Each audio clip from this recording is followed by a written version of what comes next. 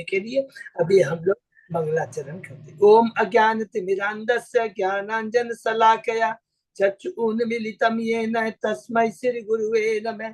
श्री चैतन्य मनोभीष्टं स्थापितं येन भूतले स्वयं रूप कदा मह्यं ददाति स्वपदान्तिकं। वन्देऽहं श्री गुरु श्री युगपद कमलं श्री गुरु वैष्णवांच च श्री रूपं साग्र जातं सहगण रघुनाथं वितं तं सजीवं स्वाद्वैतं सावधूतं परिजं सहितं कृष्ण चैतन्य देवं श्री राधा कृष्ण पादान सहगण ललिता श्री विशाखाभितांत च नम ओम विष्णु पादाय कृष्ण प्रेष्ठाय भूतले श्रीमते भक्ति वेदांत स्वामिन इति नामिने। नमस्ते सारस्वती देवे गौरवाणी प्रचारिणे निर्विशेषा शून्यवादी पाश्चात्य देश तारिणे वांछा कल्पतरुभ्यः कृपा सिंधुभ्यः च पतितानां पावनेभ्यो वैष्णवेभ्यो नमो नमः। नमो महावदान्याय कृष्ण प्रेम प्रदायते कृष्णाय कृष्ण चैतन्य नामने गौरत्विषे नमः। हे कृष्ण करुणा सिंधु दीन बंधु जगतपते गोपेश गोपिका कांत राधा कांत नमस्तुते। तप्त कांचन गौरांगी राधे वृंदावनेश्वरी विषभानुसुते देवी प्रणमामि हरिप्रिये। नीलांचल निवासाय नित्याय परमात्मने बलवत सुभद्रायां जगन्नाथाय ते नमः। जय श्री कृष्ण चैतन्य प्रभु नित्यानंद श्री अद्वैत गदाधर श्रीवासादि गौर भक्तबिंद मुखम करोति वाचालम पंगु लंगे यत्कृपातमहं वंदे सिद्धि गुरु मदीनतारिणं परमानंद माधवम श्री चैतन्य ईश्वरं। हरे कृष्ण कृष्ण कृष्ण हरे हरे हरे राम राम राम हरे हरे। श्री श्री मंगलाचरण की जय। शिला प्रभुपाद की जय। हरे कृष्णा। आज के इस भागवतम चर्चा में सभी भक्तों का हार्दिक स्वागत है। सभी भक्तों के चरणों में मेरा सादर दंडवत प्रणाम है। राधा माधव राधा गोविंद गुरु परम वैष्णव परम आचार्य श्रीमद् भागवत तो की असीम कृपा से हम सब भक्त लोग मिलकर से भागवतम के ऊपर कई दिनों से चर्चा कर पा रहे हैं। आज का दिन बहुत विशेष दिन है। वरुण तिथि एकादशी का दिन है। शुभ तिथि है। शुभ दिन के दिन आज हम लोग भागवतम के कैंटो 10 में प्रवेश कर रहे हैं। कैंटो 10 भगवान का क्या है? मुखमंडल है, आश्रय तत्व है। हम लोगों ने पढ़ा है भागवतम में कितने विषय हैं? 10 विषय हैं। सर्ग, विसर्ग, स्थानम, पोषणम, उति, मनवंतर और उसके बाद में हमने लास्ट किया ईशानु कथा। तो हम लोगों ने देखिए सब पूरा किया। कैंटो 1 में, कैंटो 2 में, कैंटो 3 में विशेष कर करके हम लोग ने स्वयंभू मनु की वंशावली देहूती माता से हम लोगों ने शुरू किया था। उसके बाद में हम लोगों ने चौथा कैंटो, पांचवा कैंटो में समाप्त किया। किसका? स्वयंभू मनु की वंशावली किससे समाप्त किया था? प्रियव्रत महाराज से। और उसके अंदर में हम लोगों ने बहुत सुंदर सुंदर ऋषभ भगवान, जड़ भरत की कथा। उसके बाद में ये उसी के अंदर में 5वें कैंटो के अंदर में स्थानम।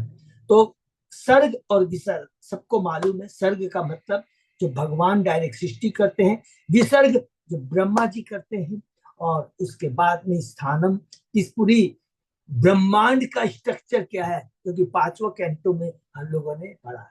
छठा कैंटो में क्या है? पोषणम, भगवान किसने? अजामिल की कथा हम लोगों ने बहुत सुंदर सी डिटेल में। 7वें अध्याय में उति माने भगवान के भक्तों के आचरण और असुरों के आचरण, अर्थात हिरण्यकशिपु और प्रहलाद महाराज के चरित्र और उनकी शिक्षाओं का बहुत डिटेल में हमने वर्णन 7वें कैंटो में किया। 8वां कैंटो में मनवंतर, जिसमें हम लोग ने गजेंद्र मोक्ष और समुद्र मंथन विशेष करके हम लोगों ने पढ़ा। और 9वें कैंटो में ईशानु कथा, अर्थात भगवान के बड़े बड़े भक्तों की और भगवान की कथा हमने सुना। कैंटो 9 में हमने पहले भी रिपीट किया था, आज भी रिपीट कर रहा हूं कि इसके अंदर में हम लोगों ने प्रथम 13 अध्याय में सूर्य वंश के बारे में पढ़ा है, और 13वें अध्याय से उसके बाद में चंद्रवंश के बारे में पढ़ा है। और चंद्रवंश अभी खत्म नहीं हुआ है। इसी चंद्रवंश के अंदर में भगवान श्री कृष्ण प्रकट हुए हैं। बहुत सुंदर हम लोगों ने पढ़ा। अंत में जो हमने पढ़ा कि चूंकि हम कैंटो 10 में प्रवेश करने जा रहे हैं, उसके पहले सुखदेव गोस्वामी जी ने परीक्षित महाराज के बारे में, भगवान श्री कृष्ण के बारे में बहुत डिटेल में हमने पढ़ा। इसमें देखिए, सबको याद प्लीज थोड़ा सा रखना है, 2-3 चीजें याद रखनी है। एक तो राजा देवक के बारे में याद रखना है, एक राजा उग्रसेन के बारे में याद रखना है, और एक राजा शूरसेन के बारे में याद रखना है। ये 3 चीज याद रखेंगे तो आपका पूरा कंसेप्ट क्लियर होगा। राजा देवक की परंपरा में देवकी माता और उनकी जो 6 पुत्री है देवक की, तो देवकी उसमें से एक पुत्री है। ये जो सातों की सातों जो पुत्रियां किसकी, देवक राजा की, वो किससे ब्याही जाती है, वसुदेव से ब्याही जाती है। उसी प्रकार उग्रसेन की जो हमने देखा कि जो 5 पुत्रियां हैं उनका ब्याह किससे होता है, वासुदेव के जो छोटे भाई हैं उनकी सारे छोटे भाइयों से इनका ब्याह होता है। और ये वसुदेव कौन है, ये वसुदेव शूरसेन के पुत्र हैं। शूरसेन के क्या है, 10 पुत्र हैं, जिसमें वसुदेव सबसे बड़े हैं, और उसके अलावा उनकी 5 पुत्रियां भी है। और उसकी जो 5 पुत्रियों में कुंती एक है। हरि बोल। तो कुंती और वसुदेव भाई बहन हो गए, और उन्हीं कुंती की और जो बहनें हैं उनके अलग अलग राजाओं से ब्याह हुआ, जिसमें विशेष करके हमने पढ़ा दंतवक्र और शिशुपाल। इसका मतलब यह ये कुंती के बहन के लड़के हो गए। ये हम लोगों ने पढ़ा। और फिर हमने पढ़ा विशेष करके देवकी के बारे में कि क्या है कि देवकी के गर्भ से 8 पुत्र हुए। 8 का नाम है, पहले 6 पुत्र कंस ने उसका वध किया है। 7वें पुत्र होते शंकरशन भगवान बलराम, और 8वें पुत्र भगवान श्री कृष्ण जो प्रकट होते हैं, और एक पुत्री है सुभद्रा। तो ये बताने के बाद में लास्ट में सुखदेव गोस्वामी जी बहुत सुंदर बताते हैं, जो कि पूरी भगवत गीता भागवतम का पूरा उपदेश लीला, भगवान के आने प्रकट होने का कारण, भगवान के लीला करने का प्रकार, भगवान क्या उपदेश देते हैं, भगवान के आने का पर्पज क्या है, पूरा डिटेल में बताते हैं। भगवान सुखदेव गोस्वामी जी कहते हैं परीक्षित महाराज को भगवान के प्राकट्य तिरोधान या कर्मों का एकमात्र कारण उनकी निज इच्छा है, कोई अन्य कारण नहीं है। जीव कभी स्वतंत्र नहीं होता और स्वतंत्र रूप से कभी प्रकट नहीं हो सकता, बल्कि उसे अपने पूर्व कर्मों के अनुसार माया द्वारा उस पर थोपे गए शरीर को स्वीकार करना होता है। और वो शरीर चाहे चींटी का हो सकता है, मनुष्य का हो सकता है, या ब्रह्मा का हो सकता है। जीव 84 लाख जिस शरीर में प्रकट होता है वह उसके लिए एक प्रकार से दंड होता है। कभी हम सोचते हैं अरे मनुष्य शरीर मिला, ठीक है, कंपेरेटिवली जब बेटर है, लेकिन अल्टीमेटली एक दंड है। भौतिक जगत में आना ही एक दंड है, क्योंकि हर योनि में वह 3 गुणों से बंधा होता है। किंतु भगवान अपनी शक्ति से हर एक का उद्धार कर सकते हैं। बहुत सुंदर बात लिखा है, चाहे वह पापी हो या पुण्यात्मा। अगर पुण्य कर्म भी बहुत महान होते तो ये नहीं लिखा होता कि भगवान चाहे वो पुण्य कर्म करता है जो पाप करता है, दोनों का उद्धार कर देते हैं। इसका मतलब क्या, इस भौतिक जगत से छुटकारा दिला देते हैं। चाहे हम कितने ही पुण्य कर्म करें, कुछ भी करें, आखिर ये कैद खाना है। चाहे 1 क्लास के कैदी हो या 20 क्लास के कैदी हो या 80 क्लास के कैदी हो, भगवत गीता का ज्ञान, भागवत का ज्ञान, भक्तों का ज्ञान, उनका आदेश है इस भौतिक जगत से छुटकारा पाना। जीव वास्तव में बद्ध है, माया द्वारा बद्ध जीव सदैव प्रकृति के बस में रहता है, किंतु अपने सीमित ज्ञान के कारण वह सोचता है कि वह स्वतंत्र है। भगवान कहते हैं गीता में कि भौतिक संसार उसके सुख का असली स्थान नहीं। मनुष्य को जन्म मृत्यु के इस चक्र को बंद करना होगा। जन्म मृत्यु जरा व्याधि दुख दोष वर्षण। जीव क्षणिक सुख के लिए अपनी मानव शक्ति, जो मानव शरीर बड़ा दुर्लभ है, का उसका दुरुपयोग करते हैं, और कृष्ण भावनात्मित आंदोलन की महत्ता को न समझकर भक्तों पर दोषारोपण करते हैं। लोग केवल भौतिक इंद्रिय तृप्ति के लिए भौतिक योजना बनाते हैं, आत्मा के लिए भौतिकवादी कार्यकलाप सब व्यर्थ है। भगवान श्री कृष्ण का प्राकट्य बड़ा दिव्य है। भगवान श्री कृष्ण ने, देखिए ये बहुत हमने जो कल पढ़ा था बहुत इंपॉर्टेंट है। जब स्वयं भगवान प्रकट होते हैं तो उन्होंने, अभी हम लोग आगे पढ़ेंगे किस प्रकार पृथ्वी ब्रह्मा जी के पास जाती है, फिर ब्रह्मा जी पृथ्वी को लेकर करके वो जाते हैं कृष्ण क्षीर सागर में भगवान के पास, तब भगवान कहते हैं कोई बात नहीं, मैं भोज, वृंशी, अंधक, मधु, शूरसेन, श्रीजय, पांडु के वंशों की सहायता से बहुत सारे कार्य संपन्न करूंगा। आप लोग इस धरती पर अवतरी तो अपनी अलौकिक लीलाओं के द्वारा अपने दिव्य शरीर में प्रकट होकर मानव समाज को प्रबुद्धित किया। भगवान ने जो भी कृष्ण का दर्शन करता है वह मानो उत्सव देख रहा है। श्रीमद् भागवत पुराण साक्षात श्री कृष्ण का स्वरूप है और वास्तव में मुखमंडल है। गोपियां बहुत सुंदर, यहाँ पर हम लोग ने कल पढ़ा है, तात्पर्य में पढ़ा, लेकिन बहुत इंपॉर्टेंट चीज है कि गोपियां भगवान की प्रत्येक दिव्य कार्यकलापों का सूक्ष्म निरीक्षण करके दिव्य आनंद का अनुभव करती थी, क्योंकि भगवान के जो कार्यकलाप है, जो जन्म है, कर्म बड़े दिव्य होते हैं। जन्म कर्म चाहे में दिव्य एवं यो वेति तत्वतः, इस चीज को ध्यान में रखते हुए हम कैंटो 10 में प्रवेश करेंगे कि जो भगवान के परम भक्त गोपियां हैं, उनके जो भी कार्य थे, भगवान के प्रति उनकी जो भक्ति थी, प्रेम था, वो बहुत दिव्य स्तर तक था। लेकिन कभी हम भौतिक स्तर में आकर उसको बड़ा घलोना दृष्टि से पढ़ी, माने कलुषित दृष्टि से हम देखते हैं, ये बहुत बड़ा बंधन का कारण होगा, पाप का कारण होगा। चूंकि हम लोग 9 कैंटो को पूरा कवर के आए हैं, प्रभुपाद जी का आदेश है, उनका आदेश का हमने पालन करने के बाद 9 कैंटो में करने के बाद हम 10 कैंटो में प्रभुपाद जी की गुरु की आचार्यों की कृपा लेकर प्रवेश करने जा रहे हैं। भगवद गीता के रूप में भगवान के उपदेश ज्ञान वैराग्य से पूर्ण है। भगवान ने अपने उपदेशों का दिव्य आचरण लीलाओं में यह शिक्षा दी है, क्या भौतिक जगत से किस प्रकार विरक्त हुआ जाए, नंबर 1, और आध्यात्मिक जीवन में किस प्रकार पूर्ण ज्ञान प्राप्त करके भगवान की भक्ति करके अपने वास्तविक घर गोलोक धाम को वापस किस प्रकार जाया जाए और वहां पर अपने को भगवान की सेवा में नियुक्त किया जाए। हरि बोल।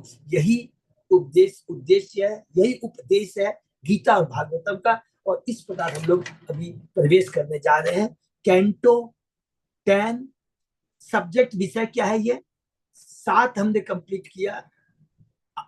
आज हम लोग 8वां में प्रवेश कर रहे हैं, आश्रय। उसके बाद 2 और रह जाएंगे, मुक्ति और निरोध, नंबर 1। नंबर 2, पूरी भागवतम के अंदर सबको मालूम, हमने डिस्कस किया था, टोटल कितने चैप्टर है, 335 चैप्टर, 335। उसमें से कैंटो 10 और 11 ये बहुत इंपॉर्टेंट। कैंटो 10 में 90 चैप्टर है और कैंटो 11 में 31 चैप्टर है। टोटल 121 चैप्टर इतने दिव्य है, जिसमें पूर्ण रूप से भगवान कृष्ण की लीलाएं और उद्धव को शिक्षाएं हैं। और वो उद्धव को शिक्षा है कैंटो 11 में, जो खुद उद्धव कहते हैं कि भगवान ने न तो अर्जुन को दिया न ब्रह्मा जी को दिया। तो ये बहुत, अभी हम लोग पूरी इसमें जो प्रवेश कर रहे हैं, विशेष कृपा की आवश्यकता है, गुरु आचार्य भगवान की, उनकी भक्ति करके उनसे परमिशन लेके हम प्रवेश कर रहे हैं। कैंटो 10 विषय है आश्रय। अध्याय 1 भगवान श्री कृष्ण का अवतार परिचय, इंट्रोडक्शन हम लोग पढ़ते हैं।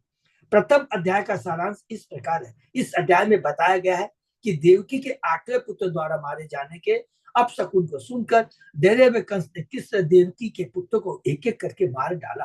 जब सुखदेव गोस्वामी जी यदुवंश तथा उसी के साथ चंद्रदेव तथा सूर्यदेव के वंशों का वर्णन कर चुके, तो महाराज परीक्षित ने उनसे प्रार्थना की, वे यदुवंश में बलदेव के साथ प्रकट होने भगवान कृष्ण का तथा इस जगत में उनके द्वारा संपन्न कार्यकलापों का डिटेल में वर्णन करिए। थोड़ा सा और ऐड करके डिटेल में वर्णन की। संक्षेप में तो अभी हमने वर्णन सुना है, केवल 2 श्लोक के अंदर, सबको याद है ना, 66 और 67, 2 श्लोक के अंदर में पूरी कृष्ण लीला, उनके जन्म कर्म के बारे में सुखदेव गोस्वामी ने बताया। तो परीक्षित महाराज कहते हैं, प्रभु विशेष करके कृष्ण बलराम के कार्यकलापों का मुझे डिटेल में वर्णन सुनाइए।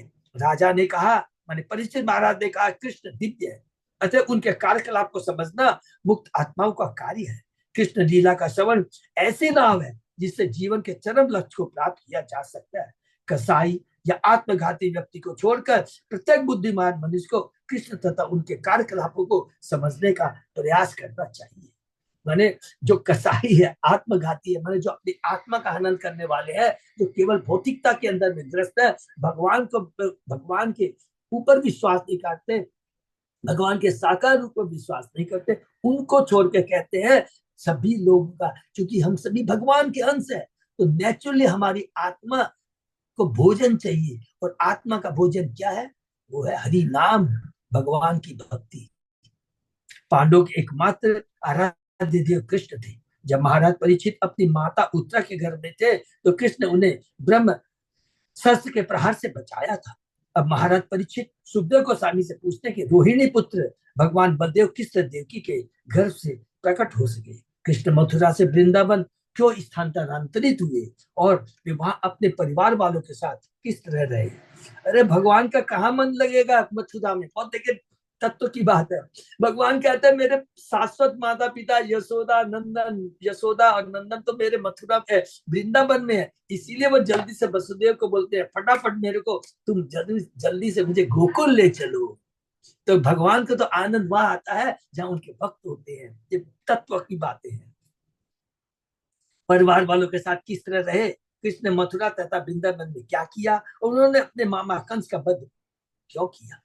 कृष्ण कितने वर्षों तक द्वारका में रहे और उनके कितनी रानियां थी? महाराज परीक्षित ने सुखदेव गोस्वामी से ये सारे प्रश्न पूछे। उन्होंने सुखदेव गोस्वामी से यह भी अनुरोध किया कि वे कृष्ण के उन अन्य कार्यों का भी वर्णन करें जिन्हें उन्होंने नहीं पूछा। ये बहुत इंपॉर्टेंट पॉइंट है। देखिए लिखते हैं कि वो भी चीज बताइए जिनके कार्यों का वर्णन जिन्हें उन्होंने नहीं पूछा। जो भक्त होता है ना, शिष्य होता है गुरु से, क्योंकि शिष्य जानता मेरे में इतनी योग्यता नहीं है कि सारे प्रश्न करूं, मैं तो मूर्ख हूं। तो अपने गुरु से वो समर्पण होकर बोलता है कि देखो मेरे में इतना ज्ञान नहीं कि कैसे प्रश्न किया जाए, आप ही जानते हैं कि कैसे प्रश्न होने चाहिए और किसका उत्तर क्या होना चाहिए। तो जो प्रश्न मैं नहीं कर पाया वो भी आप मुझे उसका उत्तर दीजिए। जब सुखदेव गोस्वामी कृष्ण भावनामृत के विषय में बताने लगे तो महाराज परीक्षित को अपने उपवास से उत्पन्न थकान भूल गई। हरी बोल। डिटेल में डिस्कस करेंगे, क्योंकि भगवान के नाम का भोजन, हरि नाम का जो भोजन होता है वो आध्यात्मिक होता है, दिव्य होता है। अगर आत्मा को सही भोजन मिल जाए तो इस आत्मा के ऊपर का जो आवरण भौतिक शरीर है इसकी भूख कभी नहीं सताएगी और इस शरीर के कष्ट कभी नहीं सताएंगे, क्योंकि आत्मा की जो भूख यदि मिट जाती है तो उसके सामने कुछ भी बाकी नहीं रह जाता, दिव्य आनंद का अनुभव करता है। उस दिव्य आनंद के सामने ये भौतिक कष्ट नगण्य हो जाते हैं। थकान भूल गई। कृष्ण का वर्णन करने के लिए उत्सुक सुखदेव गोस्वामी ने बताया कृष्ण के कार्यों का वर्णन गंगा जल के समान समस्त ब्रह्मांड को शुद्ध करने वाला है। वक्ता, प्रश्नकर्ता, श्रोता सभी शुद्ध हो जाते हैं, मतलब 3 जन शुद्ध हो जाते हैं। भगवत गीता भागवत सुनने से प्रश्नकर्ता, श्रोता और स्पीकर, वक्ता। एक बार जब समस्त विश्व आसुरी राजाओं की बढ़ती सैन्य शक्ति से बोझिल हो उठा तो पृथ्वी माता ने गाय का रूप धारण किया और उसने छुटकारा पाने के ब्रह्मा जी के पास पहुंची। माता प्रकृति के संताप पर दया करके ब्रह्मा जी भगवान शिव तथा अन्य देवताओं समेत गाय रूपी धरती को अपने साथ क्षीर सागर के तट पर पहुंचे और भगवान विष्णु को जो दिव्य परमानंद में एक द्वीप पर शयन कर रहे थे प्रसन्न करने के लिए स्तुतिया की। तत्पश्चात ब्रह्मा जी ने महाविष्णु की सलाह समझकर सूचित किया कि असुरों का भार हटाने के लिए विष्णु पृथ्वी पर प्रकट होंगे। देवताओं को चाहिए कि अपनी अपनी पत्नियों सहित यदुवंश की जनसंख्या बढ़ाने के लिए कृष्ण के संग के रूप में प्रकट हुआ। कृष्ण कृपा से सबसे पहले अनंत बलराम के रूप में प्रकट होंगे और कृष्ण की शक्ति योग माया भी प्रकट होगी। ब्रह्मा जी ने माता पृथ्वी के इसके विषय में सब कुछ बताया और तब वे अपने धाम लौट गए। जब वसुदेव देवकी से विवाह करके देवकी के भाई कंस द्वारा हाके जाए रथ पर सवार होकर अपने घर लौट रहे थे तभी आकाशवाणी हुई कि देवकी का 8वां पुत्र कंस का वध करेगा। यह अपशकुन सुनकर कंस देवकी को तत्क्षण मार डालने के लिए उद्यत हुआ। ये होती है आसुरी प्रवृत्ति। खुद अपनी बहन का रथ हाँक रहा है लेकिन तुरंत उसकी चेतना में परिवर्तन आ जाता है, सुनता है जब उसकी बहन का 8वां पुत्र उसे मारेगा। किंतु वसुदेव ने व्यवहार कुशलता उसे उसे यह कहकर समझाया कि उसे अपनी छोटी बहन को विशेषतः विवाह के समय पर नहीं मारना चाहिए। हर देहधारी की मृत्यु अवश्य होगी। हर जीव एक शरीर से कुछ काल तक जीवित रहता है और एक शरीर में कुछ काल तक जीवित रहता है और तो वह दूसरे शरीर में स्थानांतरित होता है, किंतु दुर्भाग्य से वह शरीर को आत्मा मान बैठता है। यदि वह इस भ्रांता से कोई व्यक्ति अन्य व्यक्ति को मारना चाहता है तो उसकी नारकी के तौर पर निंदा होती है। चूंकि कंस को वासुदेव के उपदेशों से संतोष नहीं हुआ, इसलिए वसुदेव ने एक युक्ति निकाली। उन्होंने यह प्रस्ताव रखा कि वे देवकी की सारी संतानों को लाकर कंस को सौंप दिया करेंगे, जिससे वह मार डाले, जिन्हें वह मार डाले। तो फिर देवकी को अब मारने से क्या लाभ? कंस को यह प्रस्ताव भा गया। समय आने पर जब देवकी के बच्चा उत्पन्न हुआ तो वसुदेव उस नवदास स्थिति को देखकर कंस के पास पहुंचे, जो वसुदेव की वदान्यता देखकर, उसकी ईमानदारी, ऑनेस्टी को देख कर करके चकित रह गया। जब वसुदेव ने वह शिशु कंस को दे दिया तो कुछ बुद्धि दिखाते कंस ने कहा कि चूंकि उसका वध 8वें संतान के द्वारा होता है तो फिर पहली संतान को मारने से क्या लाभ? यद्यपि वसुदेव को कंस के कहने पर विश्वास नहीं हो रहा था, किंतु कंस ने वसुदेव से बालक को वापस ले जाने के लिए कहा। परंतु बाद में जब नारद मुनि कंस के पास पहुंचे और उसे यह रहस्य बताया कि देवतागण यदु तथा वृषि वंश में उत्पन्न होकर उसे मारने का षड्यंत्र रच रहे हैं, तो कंस ने इन वंशों में जन्म लेने वाले समस्त बालकों को मार डालने का निश्चय किया और उसने यह भी तय किया कि देवकी के गर्भ से उत्पन्न सारे बालकों को मार डाला जाए। अतः उसने वसुदेव तथा देवकी दोनों ही को बंदी बना लिया और एक एक करके उनके 6 पुत्रों को मारता रहा। नारद ने कंस को यह भी सूचित किया कि कंस अपने पूर्व जन्म में काल ने भी नामक असुर था, जिसका वध विष्णु ने किया है। फलस्वरूप कंस यदु वंशों का महान शत्रु बन गया। यहाँ तक कि उसने अपने पिता गुरुसेन को भी बंदी बना लिया, क्योंकि वह अकेले राज्य भोग करना चाहता था। इसकी लीलाएं 3 प्रकार की है। ब्रज की लीलाएं माने गोकुल की लीलाएं, मथुरा की लीलाएं तथा द्वारका की लीलाएं। जैसा कि पहले उल्लेख किया जा चुका, श्रीमद् भागवतम में 10वें स्कंद में 90 अध्याय हैं, जिनमें इन लीलाओं का वर्णन हुआ है। प्रथम 4 अध्याय में पृथ्वी का भार हटाने के लिए ब्रह्मा द्वारा की गई स्तुतियां हैं और भगवान के प्राकट्य का भी वर्णन है। अध्याय 5 से लेकर 39 में अध्याय तक कृष्ण की वृंदावन, ये सब नोट कर सकते हैं कि लीलाओं का वर्णन है। 40वें अध्याय में बताया गया कि कृष्ण किस तरह यमुना जल का आनंद उठा और अकुर ने किस बार स्तुतियां की। अध्याय 41 से लेकर 51 तक के 11 अध्याय में कृष्ण की मथुराएं लीला। तो पहले वृंदावन की लीला, उसके बाद मथुरा की लीला और उसके बाद में लास्ट में 52 से लेकर 90 तक के 39 अध्यायों में कृष्ण की द्वारका लीला है। 29 से लेकर 33 अध्याय तक विशेष करके बताया गया है गोपियों के साथ कृष्ण के नाचने का, अर्थात रास लीला का वर्णन है। और तो इन 5 अध्याय को रास पंचा अध्याय कहा गया है और 47वां अध्याय भ्रमर गीत कहलाता है। ये विशेष इन 6 अध्यायों को बहुत जोर दिया गया है, जिसमें भगवान श्री कृष्ण गोपियों के संग रास लीला करते हैं और गोपियों ने भ्रमर गीत गाया था। हरि बोल। तो अभी हम लोग शुरू करते हैं श्लोक वाइज। श्री राजोवाच कथितो वंश विस्तारो भवता सोम सूर्ययो राज्ञां चो उभय वंश्यानां चरितम परम अद्भुतम। राजा परीक्षित ने कहा, हे प्रभु, आपने चंद्रदेव तथा सूर्यदेव दोनों के वंशों का उनके राजाओं के महान तथा अद्भुत चरित्रों से विशद वर्णन किया है। नव सम के अंत में 24वें अध्याय में सुखदेव गोस्वामी ने कृष्ण के कार्यकलापों का सार दे दिया, वो समरी दे दिया, जो अभी हमने डिस्कस किया इसको लास्ट 2 श्लोकों में 66 और 67।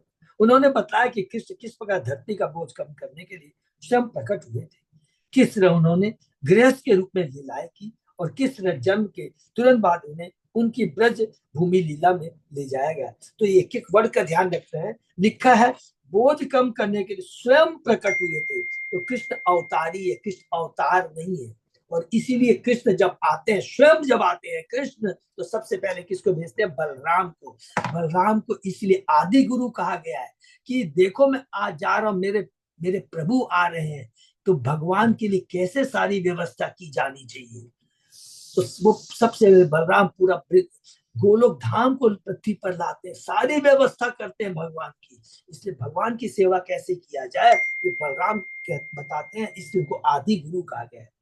और कृष्ण स्वयं भगवान, सारे अवतार जब स्वयं कृष्ण आते हैं तो सारे अवतार उनके अंदर प्रवेश रहते हैं। ये हमें ध्यान रखना है। किस तरह उन्होंने गृहस्थ के रूप में लीलाएं की और किस तरह जन्म के तुरंत बाद उन्हें उनकी ब्रज भूमि लीला में ले जाया गया। जन्म के बाद परीक्षित महाराज कृष्ण भक्त होने के कारण भगवान कृष्ण के विषय में और अधिक सुनना चाह रहे थे, इसलिए कृष्ण के विषय में कथा कहते रहने तथा विस्तृत जानकारी देने के लिए प्रोत्साहित करने की दृष्टि से उन्होंने सुखदेव गोस्वामी को धन्यवाद दिया कि उन्होंने कृष्ण के कार्यकलापों का संक्षिप्त वर्णन प्रस्तुत किया। सुखदेव गोस्वामी ने कहा था, 9वां कैंटो जो लास्ट है ना 66 और 67, जातो गत गृहात ब्रज में दितार्थो हत्वा रिपुंसुत सतानिकृतो रुदार उत्पाद्य तेषु पुरुष क्रतुबी समिज्जे आत्मानम आत्मनिगम प्रत्ययम जनेषु। लीला पुरुषोत्तम भगवान कृष्ण वसुदेव के पुत्र रूप में तो प्रकट हुए, किंतु वे तुरंत ही अपने पिता का घर छोड़कर वृंदावन चले गए, जिससे से वह अपने विश्वस्त भक्तों के साथ अपने स्नेह में संबंधों का विस्तार कर सके। बहुत इंपॉर्टेंट है ये कि भगवान ने तुरंत मथुरा में प्रकट हो करके वृंदावन क्यों गए, क्योंकि भगवान कहते हैं कि जहां मेरे भक्त रहते हैं मैं वही रहता हूँ। कहाँ कहते हैं ये बात? अम्बरीश महाराज की लीला में कहते हैं, दुर्वासा मुनि को कहते हैं, मेरे भक्त खाली मेरे को जानते हैं और मैं अपने भक्त को जानता हूं, इसके अलावा हम दोनों और किसी को नहीं जानते हैं। भक्त मेरे हृदय है, मैं भक्त का हृदय है। तो बहुत सुंदर जो भगवान स्वयं कहते हैं दुर्वासा मुनि को, तो वही चीज है। उन्होंने वृंदावन में अनेक असुरों का वध किया और बाद में वे द्वारका चले गए, जहां उन्होंने वैदिक विधि से अनेक पत्नियों के साथ विवाह किया और स्त्री रत्ना की। द्वारका में भगवान ने बताया कैसे गृहस्थ जीवन यापन करना चाहिए। बहुत सुंदर लीला, 125 साल तक भगवान रहे, उसमें सबसे ज्यादा उन्होंने समय कहाँ बिताया? द्वारका में बिताया। उनसे सैकड़ों पुत्र उत्पन्न हुए और गृहस्थ जीवन के नियमों की स्थापना करने के लिए अपनी पूजा हेतु अनेक यज्ञ संपन्न किए। ये भी चीज हमने पढ़ी है लास्ट 2 श्लोक ऑफ कैंटो 9। यदुवंश सोम अर्थात चंद्रवंश से चले आ रहे कुल से संबंधित था, चंद्रदेव से चले आ रहे, सबको याद है। सोम का पुत्र कौन है? बुद्ध, और बुद्ध की पत्नी ईला, और उनसे प्रकट होते उत्पन्न होते हैं पुरुरुआ, वहीं से चंद्रवंश शुरू होता आ रहा है। यद्यपि ग्रहों की ऐसी व्यवस्था कि सूर्य चंद्रमा से पहले आता है, किंतु परीक्षित महाराज ने चंद्रमा अर्थात सोमवंश को अधिक सम्मान दिया, क्योंकि चंद्रमा से चले आ रहे यादव वंश में कृष्ण अवतीर्ण हुए थे। तो चंद्रवंश क्यों इतना इंपॉर्टेंट है? इसमें स्वयं कृष्ण प्रकट हुए।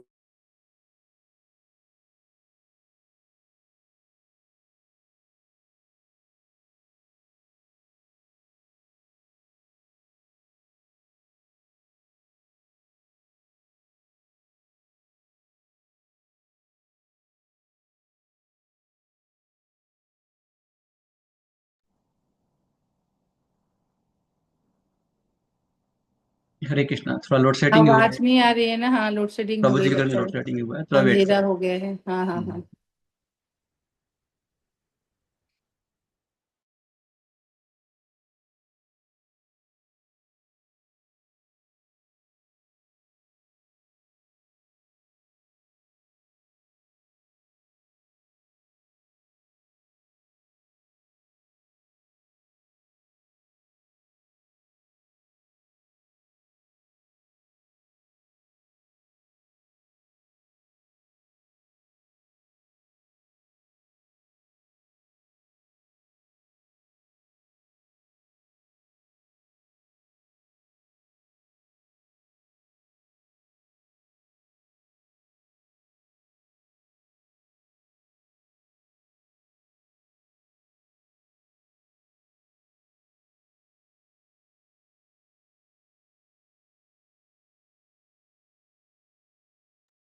हरे कृष्णा प्रभु जी, आवाज नहीं आ रही है। हाँ, थोड़ा वेट करेंगे माता जी, थोड़ा प्रभु जी के घर पे से लोड शेडिंग हुआ है, थोड़ा वेट करें। अच्छा।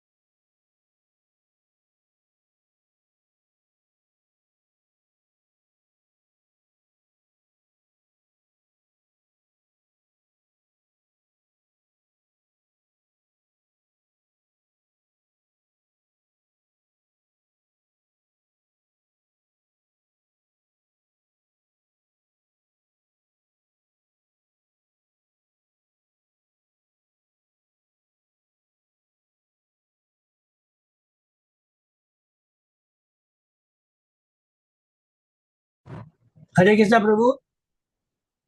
हाँ प्रभु जी। प्रभु अभी आवाज सुनाई दे, हाँ वो हाँ थोड़ा हाँ सा आ रही है। कंटिन्यू रखते हो। सोमवंश को अधिक सम्मान दिया गया क्योंकि चंद्रमा से चले आ रहे यादव वंश में कृष्ण अवतीर्ण हुए थे। दो पृथक क्षत्रिय राजवंश है, चंद्र ग्रह के राजा से चलाने वाला वंश तथा सूर्य ग्रह के राजा से चला आने वाला वंश। जब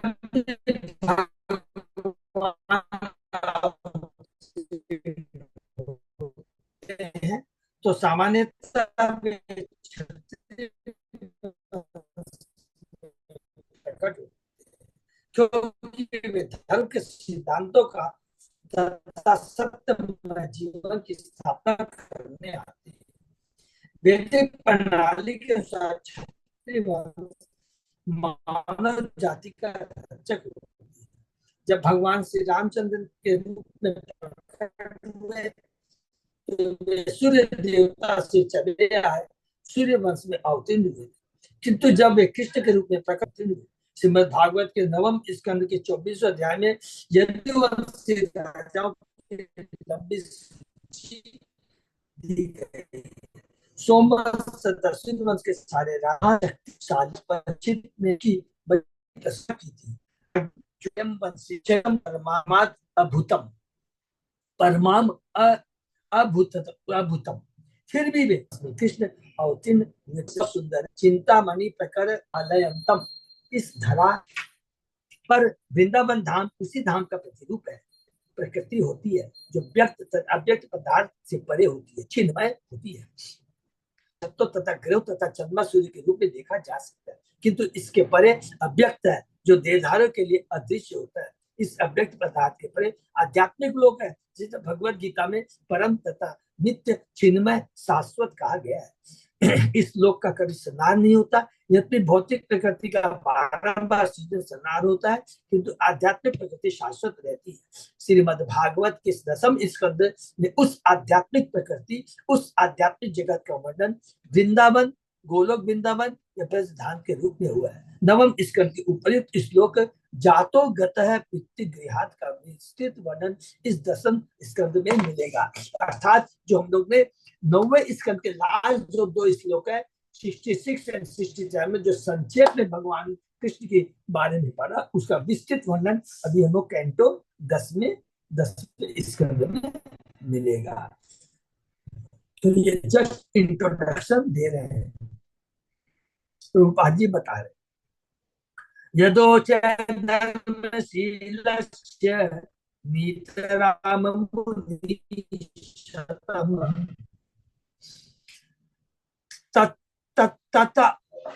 तथा सेना अवतीर्णस्य विष्णु वीर्याणि। आप परम पवित्र तथा धर्मशील यदुवंशियों का भी वर्णन कर चुके हैं।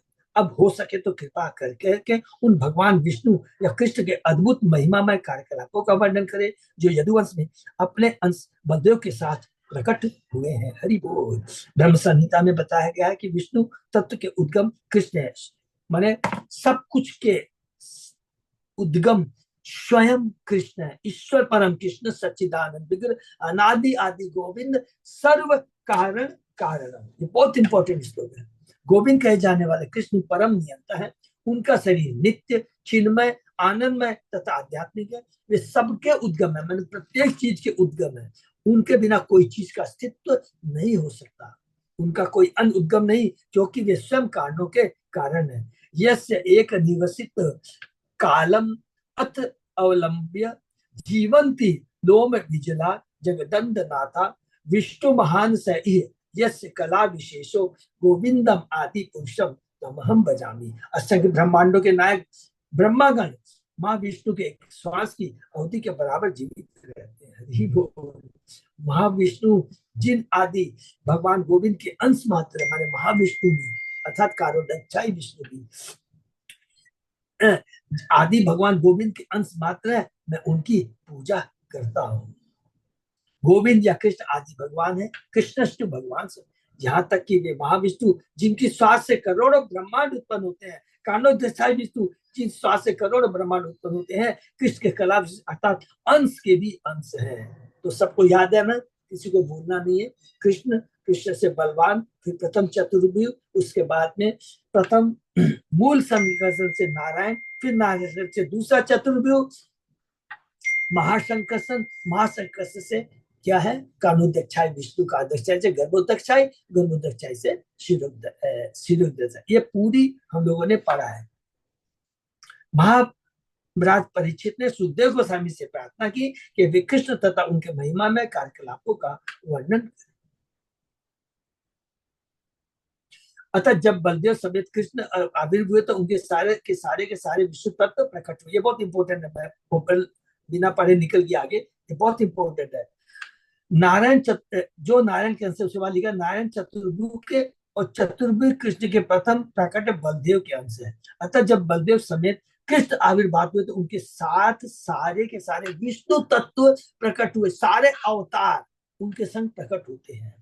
महाराज परीक्षित ने सुखदेव गोस्वामी से प्रार्थना की कि वे कृष्ण तथा उनके महिमा में कार्यकलापों का वर्णन करें। इस श्लोक का एक दूसरा भी अर्थ निकलता है। यद्यपि सुखदेव गोस्वामी सबसे बड़े मुनि थे, तो भी कृष्ण का आंशिक वर्णन नहीं कर सकते, क्योंकि कृष्ण का पूरा पूरा वर्णन कोई नहीं कर सकता। बहुत इंपॉर्टेंट लाइन है, कोई नहीं कर सकता है तो बात छोड़ दीजिए, ये भी ब्रैकेट में लिख लीजिए, स्वयं कृष्ण अपना वर्णन नहीं कर सकते। कहा जाता है कि अनंत देव के हजारों सिर हैं और यदि वे अपनी हजारों जीवों से कृष्ण का वर्णन करने का प्रयत्न करते हैं तो भी यह वर्णन अधूरा ही रहता है।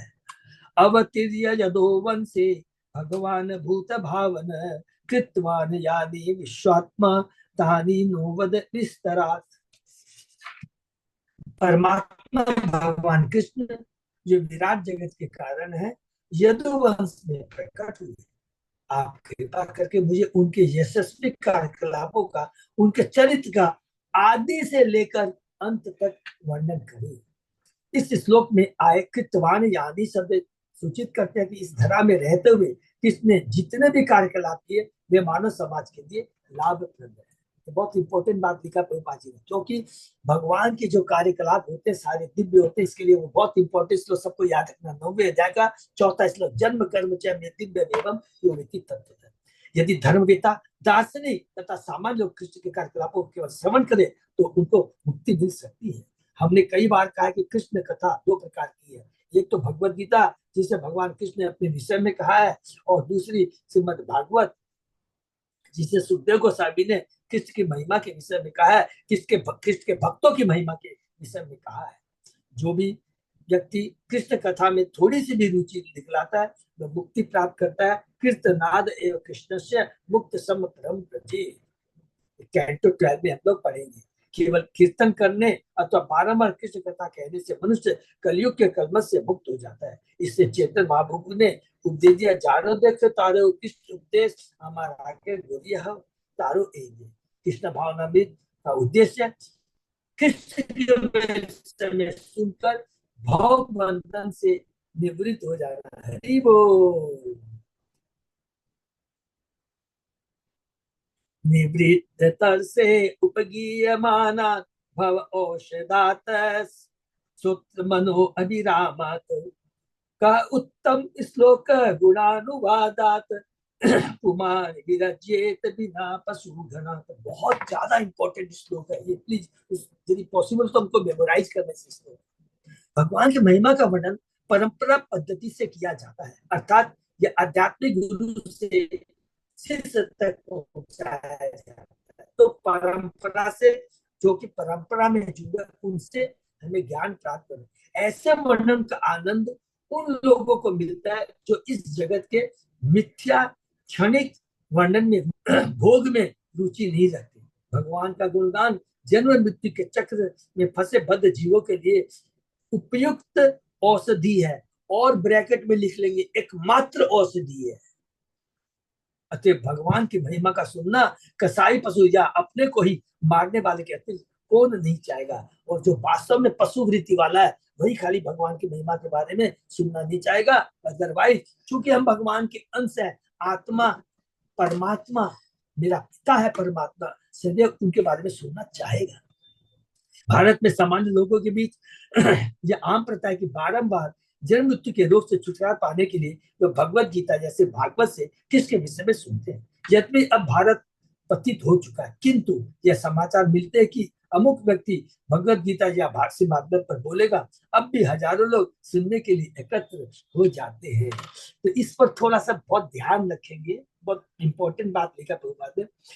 लेकिन कलयुग है, सो कॉल्ड ढोंगा पंडित, ढोंगा वक्ता इसका पूरा लाभ उठाते हैं। क्या अरे कलयुग की जनता है जो है हमेशा वो क्या रहते हैं, विचलित रहते हैं, अल्प आयु, अल्प बुद्धि, विचलित,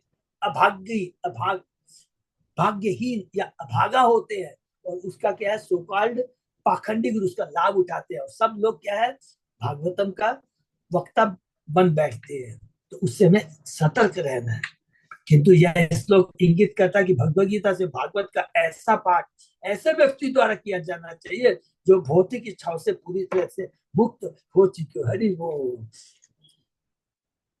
निवृत्त तर्ष इस जगत में ब्रह्मा से लेकर एक शुद्ध जीते सारे जीव इंद्र भोग की भौतिक इच्छा से पूर्ण है, और हर प्राणी इंद्र तृप्ति में लगा हुआ है। किंतु इस तरह लगे रहने पर कृष्ण कथा के महत्व को चाहे वह भगवत गीता के रूप में हो चाहे भारतीय के रूप में पूरी तरह नहीं समझा जा सकता।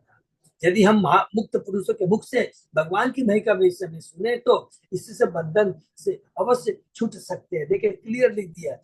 वास्तव में ये प्रभावशाली आध्यात्मिक प्रभाव तभी डालेगा जब हम प्रामाणिक गुरु आचार्य से ये भागवतम कथा सुनते हैं। किंतु सिर्फ भागवत के पेशेवर वाचक से सुनने पर वास्तव में मुक्ति प्राप्त में कोई सहायता नहीं मिल सकती है। कृष्ण कथा अति सरल है। भगवत गीता में कहा गया है कि कृष्ण परमेश्वर है। वे स्वयं कहते हैं क्या, मत परतरम न अन्यत किंचित अस्ति धनंजय। हे अर्जुन, मुझसे श्रेष्ठ कोई सत्य नहीं है। हरि बोल, इससे बढ़िया बात था। स्वयं भगवान कह रहे हैं केवल इतना ही जान लेने से कि कृष्ण परमेश्वर है, मुक्त हुआ जा सकता है। और यही वास्तविक ज्ञान है। चेतन चेता में ये कहते हैं चैतन्य महाप्रभु, प्रकाशानंद सरस्वती, मायावादी एक ही बात करते हैं, वास्तविक ज्ञान के वेदांत ज्ञान का अंत कहाँ होता है, जहां अंत माने भगवान के बारे में जान लेना ही यही परम ज्ञान है, यही अंतिम ज्ञान है, और यही वेद के ज्ञान का अंत है। किंतु इस कलयुग में लोग असली लाभ से वंचित रहते हैं, क्योंकि वे ऐसे धूर्त व्यक्तियों से भगवद गीता सुनना पसंद करते हैं जो भगवद गीता को यथारूप में प्रस्तुत न करके उनसे अपनी इच्छा से जोड़ते मत अपनी कमेंट्री देना शुरू कर देते हैं। बड़े बड़े विद्वान, राजनीतिक, दार्शनिक वैज्ञानिक अपने ही दूषित तरीके से, अपने ही कलुषित तरीके से, अपने ही कलुषित चेतना से भगवद गीता पर प्रवचन करते हैं, और सामान्य लोग उन्हीं से सुनते हैं। देखिए क्या वर्ड लिखा, और सामान्य लोग माने प्राय लोग उन्हीं से सुनते हैं, क्योंकि वे किसी भक्त से भगवान के गुणों को सुनने में रुचि नहीं रखते, क्योंकि उनकी चेतना कलुषित रहती है। भक्त वह है जो भगवान की सेवा करने के अतिरिक्त भगवद गीता तथा से भागवत का पाठ करते हुए कोई अन्य प्रयोजन नहीं रखता है। इससे चेतन महाप्रभु ने हम सबको सलाह दी है कि स्वरूप सिद्ध व्यक्ति से ही भगवान का गुणानुदास सुना जाए। भागवत प्रोदीय भागवत स्थाने। जब तक कोई कृष्ण भाव विज्ञान में सिद्धात्मा न हो तब तक नव दीक्षित को चाहिए कि वह उससे भगवान के विषय में सुनाने के लिए न कहे, क्योंकि श्री सनातन गोस्वामी ने पद्म पुराण में निम्नलिखित उदाहरण देते हुए ऐसा करने से मना किया। अब वैष्णव मुखो हीर्ण उत हरि कथा मृतम श्रवणम नैव कर्तव्यम। बहुत इंपॉर्टेंट श्लोक है। सर्प उच्छिष्टम यथापय। जो वैष्णव आचरण वाला न हो उससे कथा नहीं सुननी चाहिए। वैष्णव तो निवृत्त कृष्ण होता है, उसका कोई भौतिक उद्देश्य नहीं होता, क्योंकि उसका एकमात्र उद्देश्य भगवान श्री कृष्ण का प्रचार करना होता है। तथाकथित विद्वान, दार्शनिक तथा राजनीतिक स्वार्थवश भगवद गीता के अर्थ को तोड़ मरोड़ कर अपना उल्लू सीधा करना चाहते हैं। इसलिए यह श्लोक सावधान करता है कि कृष्ण कथा का वचन वही करे जो निवृत्त कृष्ण हो, जिसकी माने सिंपल बोल रहे, जिसकी कोई भौतिक इच्छा ना हो, माने बदले में वो कुछ धन यश न जाने, धन न चाहता, विशेष करके ध्यान रखें, धन लेने का इच्छुक न हो। सुखदेव गोस्वामी से भागवत के आदर्श उपयुक्त वाचक है और मृत्यु का सामना करने के पर अपना राज्य तथा परिवार को किसी उद्देश्य से छोड़ने वाले परिचित आदर्श होता है। श्रीमद भागवत का योग्य वाचक बद्ध जीवों को सही औषधि भवौषधि प्रदान करता, माने भौतिक जगत से कैसे उद्धार हो जाए वह औषधि प्रदान करता है। इससे कृष्ण भाव आंदोलन ऐसे योग्य प्रचारकों को प्रशिक्षित करने में प्रयत्नशील है जो सारे जगत में श्रीमद भागवत तथा भगवद गीता का वाचन कर सके, जिससे विश्व भर में सामान्य जन इस आंदोलन का लाभ उठा सके और भौतिक संसार के तीन तापों से छूट सके। भगवद गीता के आदेश तथा श्रीमद भागवत के वर्णन इतने मनोहारी है कि भौतिक संसार के तीनों तापों से तप्त प्राय प्रत्येक व्यक्ति इन ग्रंथों में से भगवान की महिमा को सुनना चाहेगा और मुक्ति के बाद में लाभ उठाना चाहेगा।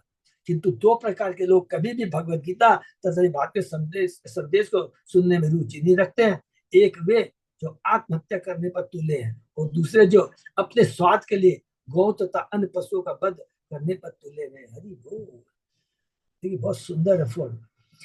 जितने ऐसे लोग भागवत सप्ताह के समय श्रीमद भागवत सुनने का दिखावा करते हैं, किंतु यह कर्मी जनों की दूसरी सृष्टि है जिन्हें ऐसे कृत्य से कोई लाभ नहीं मिल सकता। इस संबंध में पशु घनासद महत्वपूर्ण है। पशु घन का अर्थ है कसाई। उच्चतर लोकों में जाने के लिए कर्मकांडी व्यक्ति को यज्ञ करते समय पशुओं का वध करना होता है। इसलिए भगवान बुद्ध देव ने वेदों के प्रमाण का तिरस्कार किया क्योंकि पशु बलि को रोकना चाहते थे जिनकी वैदिक अनुष्ठानों में संतुति की गई है। इसको सबको मालूम है। फिर में बात करेंगे तो लोग बड़े चापलूस बोलेंगे, ओ वैदिक में लिखा है कि पशु बलि दी जा सकती है उच्च लोकों में जाने के लिए। सर अरे उस समय पशु बलि था कि उस समय उच्च कोटि के दिव्य ब्राह्मण होते थे, मंत्रों का उच्च सटीक उच्चारण करते थे, तो उस बूढ़े पशु की बलि दी जाती थी जिससे उसे नया जीवन प्रदान करे, यौवन प्रदान करे, लेकिन अभी न कि अपने जीव की तृप्ति के लिए। लेकिन जब लोगों ने गलत फायदा उठाया तो भगवान स्वयं बुद्ध देव के रूप में आके कहते हैं, अरे ये जो शास्त्र में बात की इसको कैंसिल करो।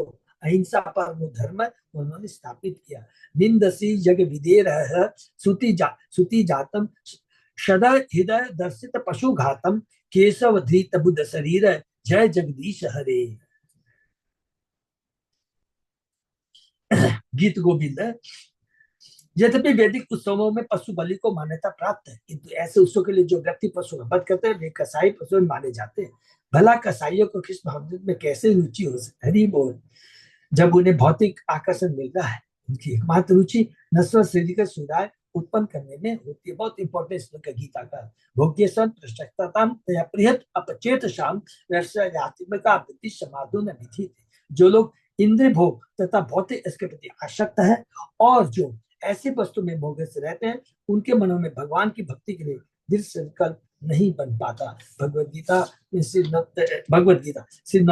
श्री नरोत्तम दास ठाकुर भी कहते, मनुष्य जन्म पाइया राधा कृष्ण ना भजिया जानिया सुनिया विष खाइनु।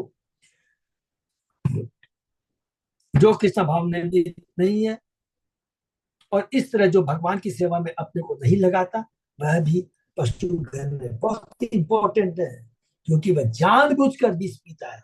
ऐसे व्यक्ति को किस बात में रुचि नहीं होती क्योंकि उसमें इंद्रिय तृप्ति की लालसा शेष रहती है। वह निवृत्त तृष्ण नहीं होता, जैसा कि कहा गया है, त्रैवर्गी कास्ते पुरुषा निमुर्वा हरि मेदिश, जिन्हें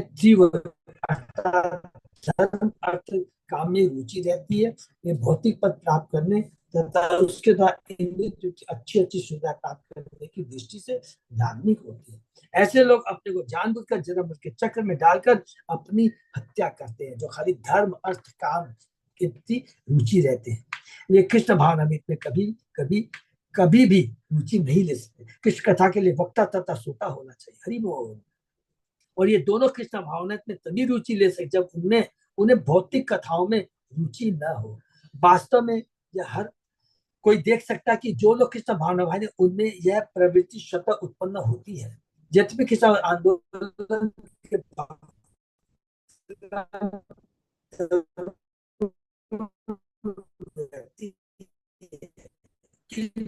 परंतु वे भौतिकतावादी अखबार पत्रिकाएं आदि नहीं पढ़ते, क्योंकि उन्हें वे बौद्धात्म बुद्धि का शिक्षाविद में रूप गोस्वामी की तरह पढ़ा हम लोगों ने। गुरु उत्तम श्लोक अर्थात भगवान विषय कथाओं को कहता है और शिष्य ध्यान से उन्हें सुनता है। जब तक दोनों भौतिक इच्छाओं से मुक्त नहीं हो लेते, तब तक उन्हें कृष्ण भाव की कथा में रुचि नहीं होती। गुरु तथा शिष्य को कृष्ण के अतिरिक्त और कुछ समझने की आवश्यकता नहीं रहती। हरि बोल। क्योंकि कृष्ण को समझने तथा कृष्ण के विषय में बातें करने मात्र से ही व्यक्ति पूर्णतः विद्वान बन सकता है। प्लीज इसको अपन नोट कर देंगे, बहुत इंपॉर्टेंट बात है। परम ज्ञान कृष्ण का ज्ञान है, और जो परम कार्य है, दिव्य कार्य है, वो कृष्ण की भक्ति है, कृष्ण के हरि नाम गुण लीलाओं का श्रवण कीर्तन स्मरण। यस्मिन् विज्ञाते स्वमेवं विज्ञातम भवति। भगवान हर एक के हृदय में आसीन है, और उनकी कृपा से भक्त तो भगवान से ही सीधे आदेश प्राप्त करता है। जैसा कि भगवद गीता में भगवान कहते हैं, बहुत इंपॉर्टेंट श्लोक 15 श्लोक, सर्वस्य चाहम हृदि सन्निष्ठो मतः स्मृति ज्ञानम पौनम च वेदस्य सर्वे वेद्यो वेदांत वेद विदेह चाहम। मैं हर एक के हृदय में आसीन हूँ, नंबर 1, और मुझे से स्मृति ज्ञान तथा विस्मृति होती है। हरि बोल। सारे वेदों के द्वारा मैं ही वेद्य हूँ, मैं ही वेदांत का रचयिता और वेदों का ज्ञाता हूँ। कृष्ण भावनामृत इतना उच्च है कि कृष्ण भावनामृत व्यक्ति गुरु के निर्देशन से श्रीमद् भागवत, श्रीमद् भगवद गीता तथा अन्य वैदिक साहित्य में प्राप्त कृष्ण कथा को पढ़कर तुष्ट रहता है। जब कृष्ण के विषय में केवल बातें करना इतना सुहावना लगता है, तो फिर कृष्ण की सेवा करना कितना सुहावना होगा। हरि बोल। इसकी कल्पना भी नहीं की जा सकती। जब सुनने से ही हमें बातें करने से इतना आनंद मिलता है, तो कृष्ण की सेवा करने, भगवान के देगों का दर्शन करने, मंदिर में जाके भगवान की फूल सेवा करना, प्रसादम सेवा करना, कुकिंग सेवा करना, तो कितना कल्याणकारी होगा, कितना आनंदमय होगा। जब मुक्त गुरु तथा उसके विषय से जब मुक्त गुरु तथा उसके शिष्य के मध्य कृष्ण कथा पर बातें होती हैं, तो अन्य लोग भी कभी कभी इन कथाओं को सुनकर लाभ उठाते हैं। ये कथाएं जन्म तथा मृत्यु के चक्र को रोकने में रामबाण औषधि का कार्य करती है। हरि बोल। बारंबार जन्म मृत्यु तक का चक्र, जिससे मनुष्य को पुनः पुनः विभिन्न शरीर धारण करने होते हैं, भव या भवरोग कहलाता है।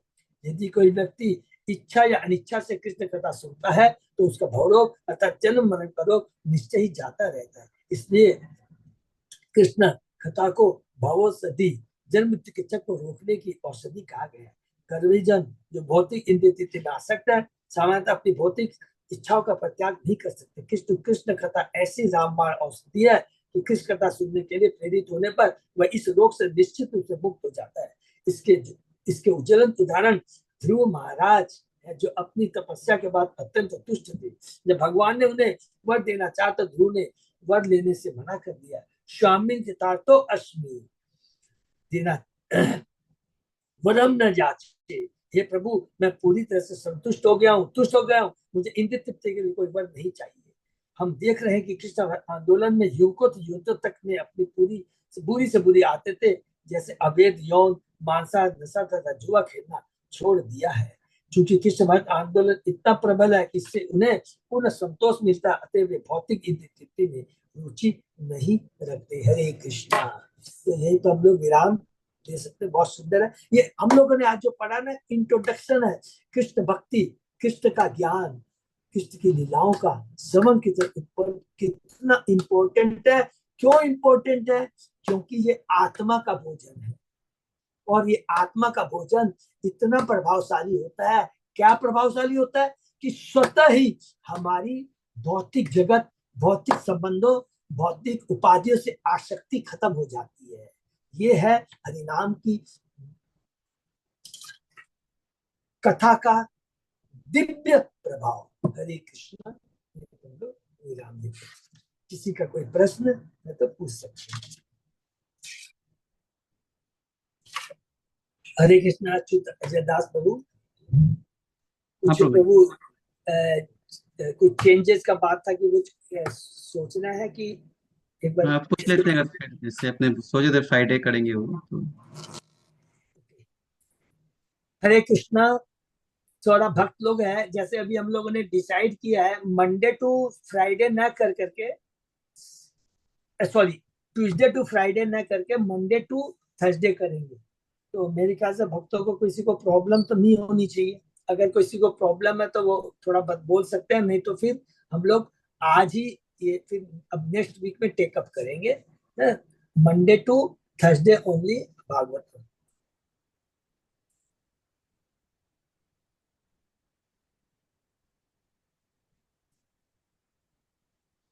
जी जितने भी लीडर्स हैं सब बता सकते हैं। श्री संगीता राधा देवी दासी माता जी, संतोष माता जी।